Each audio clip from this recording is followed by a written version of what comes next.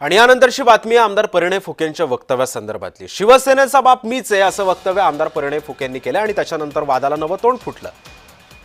जर फुकेंनी माफी मागावी अन्यथा शिवसेना स्टाईलनं त्यांना उत्तर मिळेल असं भंडारा शिवसेनेनं फुकेंना जो आहे तो इशारा दिलेला आहे।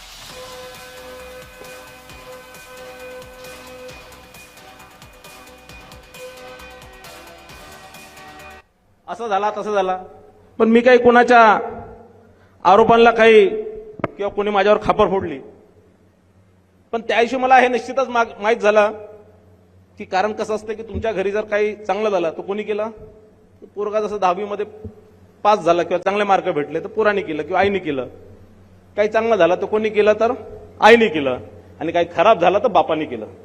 त्या दिवशी मला हे पक्क माहीत झालं की शिवसेनेचाही बाप मीच आहे, कारण खापर माझ्यावरच फोडून राहिले। काहीतरी अर्वाच्यपणे जे मनात येईल तसं बळबळ केली आणि आईला आणि वडिलांना अशा पद्धतीने त्यांनी जे भाष्य केलेलं आहे आणि आईबाप काढलेले आहेत, त्यांना बाप कोण आहे दाखवण्याची वेळ आलेली आहे।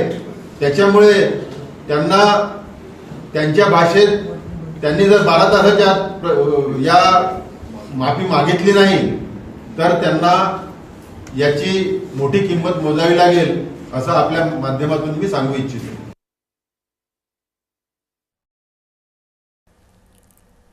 पनवेलमधील नाईट रायडर्स डान्स बारची मनसे कार्यकर्त्यांनी तोडफोड केली होती। या प्रकरणी मनसे नेते योगेश चिलेंसह 8 जणांना पोलिसांनी ताब्यात